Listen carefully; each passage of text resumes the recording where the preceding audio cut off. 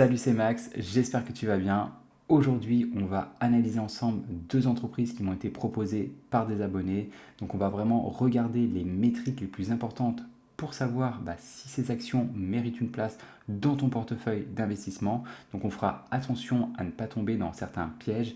Et bien entendu, je te donnerai un prix d'achat idéal qui te permettrait de maximiser tes rendements. Donc, on commence avec la première entreprise qui n'est autre que Etsy. Donc Etsy, c'est une plateforme de e-commerce, mais là où un Amazon est plus généralement destiné à des grosses entreprises qui confectionnent à la chaîne des produits et qui ensuite les mettent sur Amazon, Etsy, c'est beaucoup plus un marché de niche.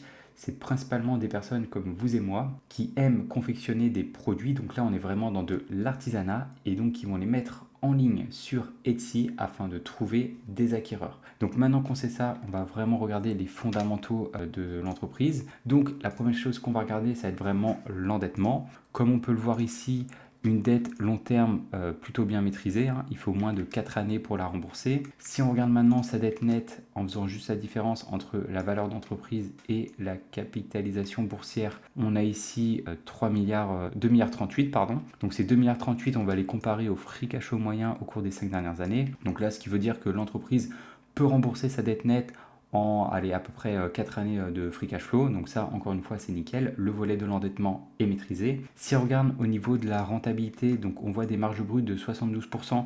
Donc c'est relativement intéressant, hein, conséquent. Donc ça, c'est plutôt pas mal. Par contre, là, les marges nettes chutent drastiquement, hein. Là, on est entre 5 et 7%. Donc on aurait pu s'attendre peut-être à un peu plus quand on voit des marges brutes aussi élevées. Si on regarde d'autres indicateurs de rentabilité, le ROA, il est ici de 8%, donc c'est clairement pas exceptionnel. Le ROE, il est négatif, donc ça c'est soit lié au fait que le résultat net est soit négatif, donc là non, il est positif. C'est principalement lié au fait que les capitaux propres sont négatifs. Si les capitaux propres sont négatifs, ça veut dire que l'entreprise possède plus de passifs qu'elle ne possède d'actifs. Donc pour ça, on va aller regarder rapidement son bilan comptable. Donc si on regarde ici, donc à fin 2024, donc là au niveau des actifs courants, 1,33 milliard, ok. Au niveau des actifs long terme, un peu plus d'1 milliard. Total des actifs, 2,42 milliards.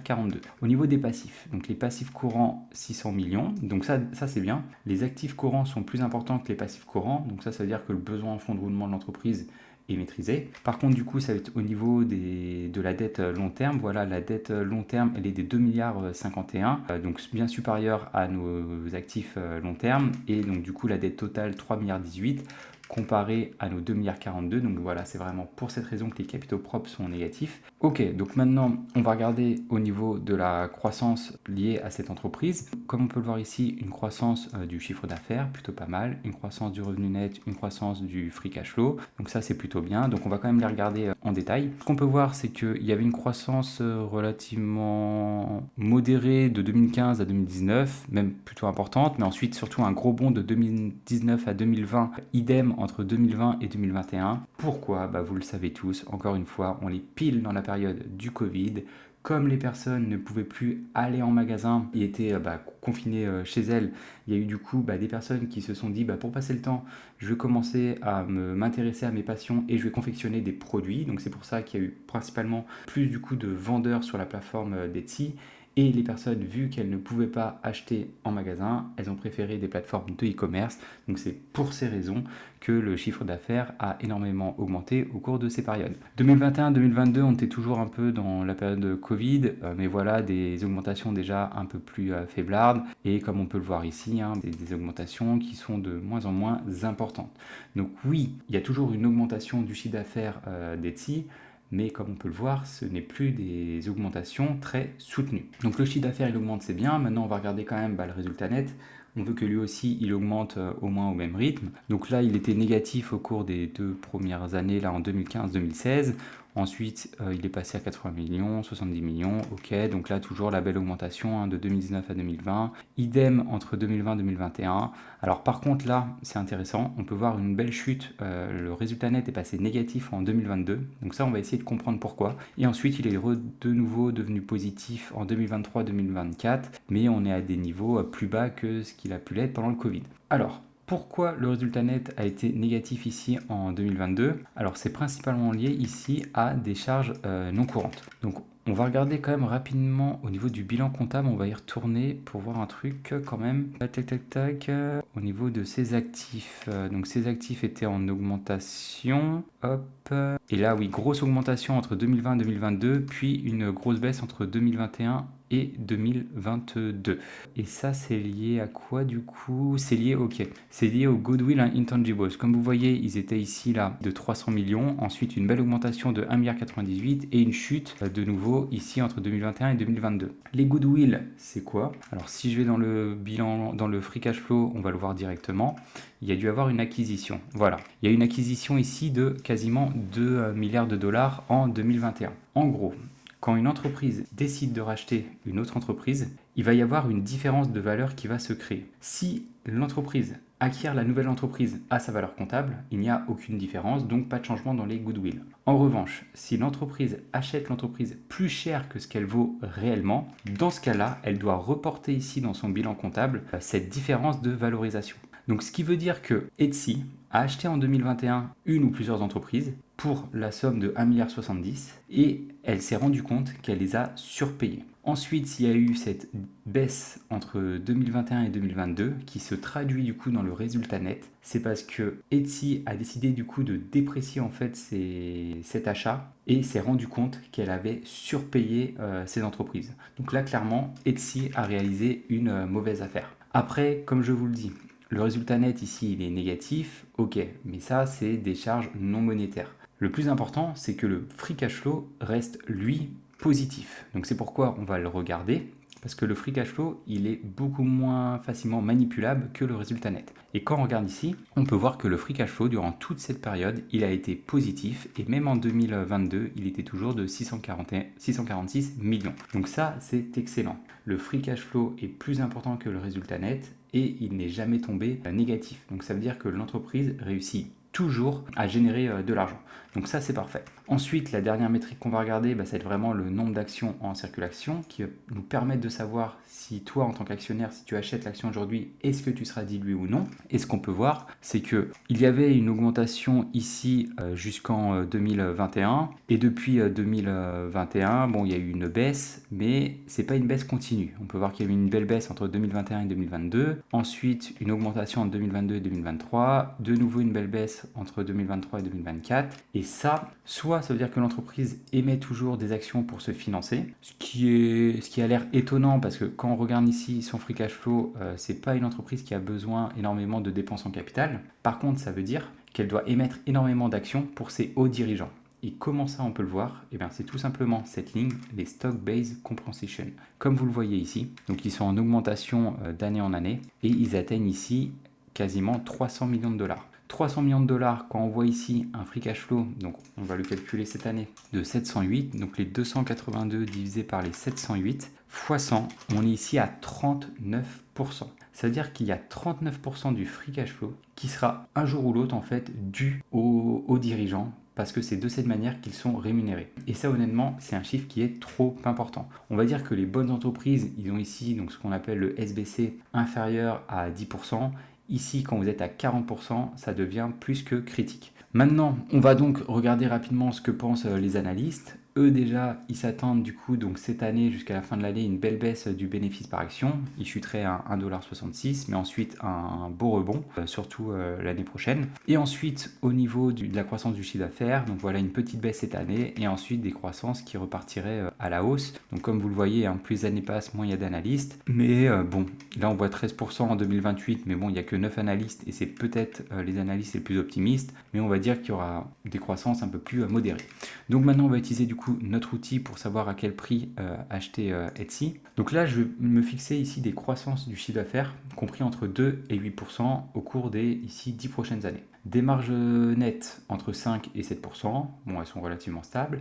Des marges sur le free cash flow entre 22 et 26%. Un PER-PCF, donc ça c'est le PER et PCF qu'on pense que l'entreprise vaudra à l'issue là de nos 10 années d'investissement. On part du principe qu'un PER-PCF moyen du marché S&P 500, il est compris aux alentours des 16. Et donc nous, on va ajuster cette métrique en fonction de si l'entreprise est de meilleure qualité ou non que le marché. Pour savoir si elle mérite un PER-PCF supérieur au marché, moi je regarde deux métriques. La première, est-ce qu'il y a une forte croissance du chiffre d'affaires? Bon là, des croissances entre 2 et 8%, donc 2% c'est ridicule, 5% c'est rien d'exceptionnel, 8% ok ça commence à parler, mais on est ici quand même sur les estimations hautes. Donc là, elle ne mérite pas du tout un premium. Ensuite, est-ce qu'il y a un fort retour sur les capitaux investis, qui est un signe d'un avantage concurrentiel? Bon là, ok c'est bien, le ROIC est en augmentation, mais on est quand même à des ROIC entre 7 et 9%, donc ce n'est rien d'exceptionnel.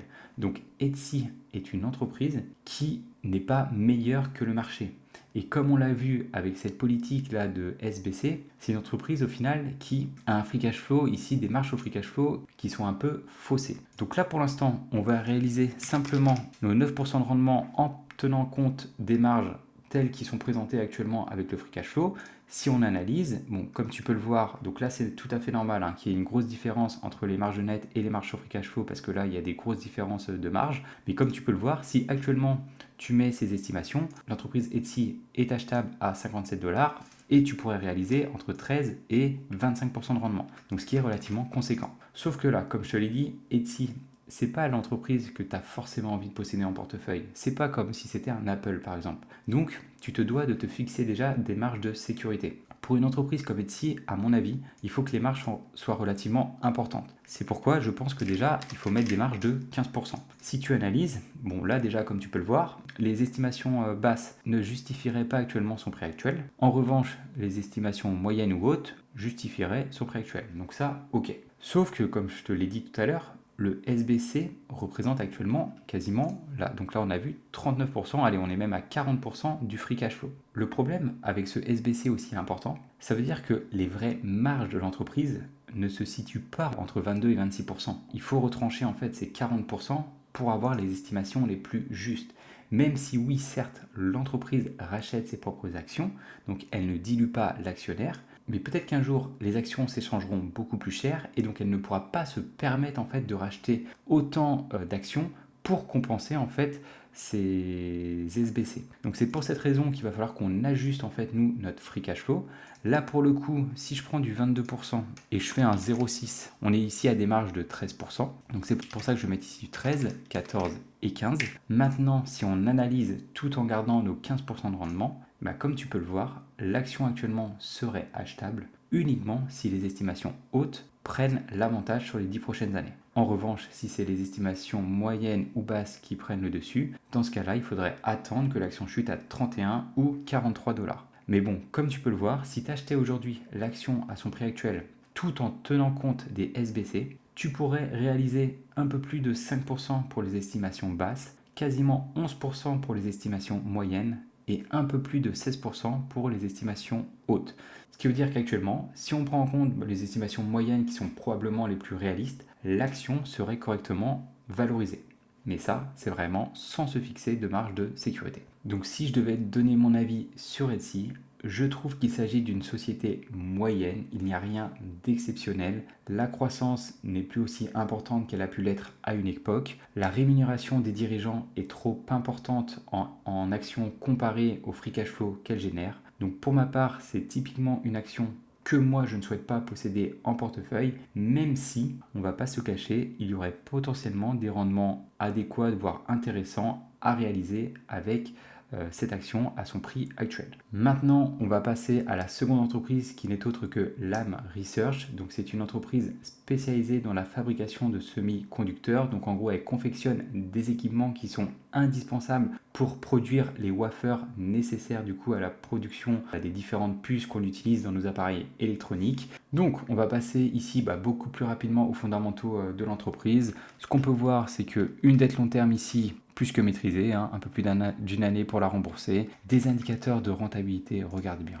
Des marges brutes de 48%, donc ce qui est intéressant, mais regardez surtout des marges nettes supérieures à 26%, donc ça c'est une entreprise extrêmement rentable. Quand tu regardes ici un ROA quasiment de 24, un ROE de 49% et un ROIC, donc qui est vraiment la métrique la plus importante, qui nous indique ici qu'au cours des 5 dernières années, pour chaque euro investi, l'entreprise a généré 28 centimes, donc ça c'est tout simplement exceptionnel. Elle verse un dividende à ses actionnaires, donc ici à hauteur de 1,12 milliard pour l'ensemble de ses actionnaires, donc ça correspond à un rendement assez minime hein, de 0,85%. Est-ce que ce dividende est pérenne ou non dans le temps? Pour ça, pas d'autre choix que de calculer son payout ratio en divisant le dividende payé par le free cash flow moyen au cours des 5 dernières années. Si je prends ma calculette, on est à 1,12 divisé par nos 3,70, on est ici à 30%.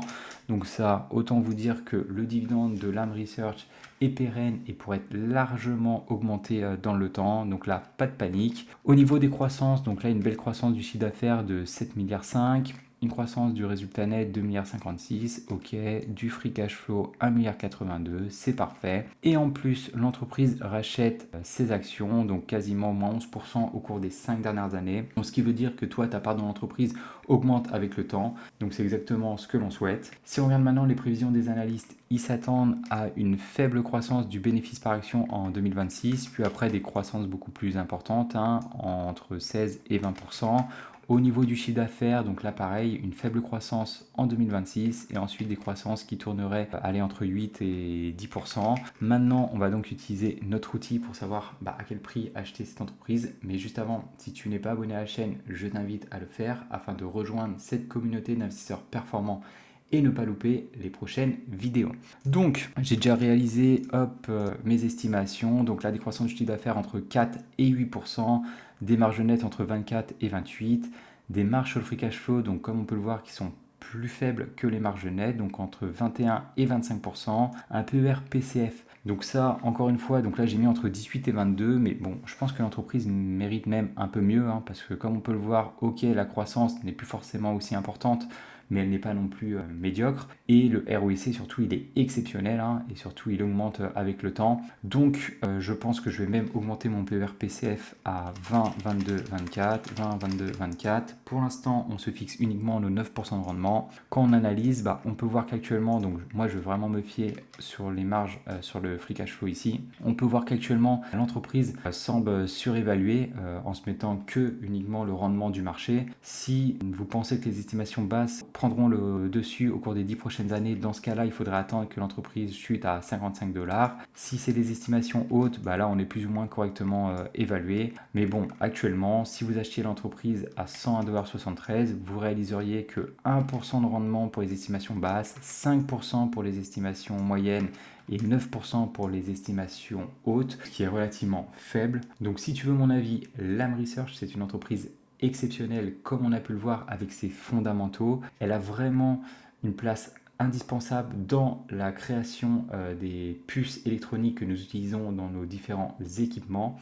Cependant, aujourd'hui, on ne va pas se le cacher, son prix semble quand même surévalué. Donc pour l'instant, tant qu'elle n'aura pas chuté à des niveaux de valorisation, en dessous des 70 $, moi personnellement, je ne rentrerai pas en position. Merci d'avoir regardé la vidéo. Si tu ne l'as pas encore vue, jette un coup d'œil au portefeuille d'investissement que j'ai créé spécifiquement pour cette chaîne afin de te prouver qu'il est possible de battre le marché sur du long terme. Dans tous les cas, nous on se retrouve dans une prochaine vidéo. Ciao!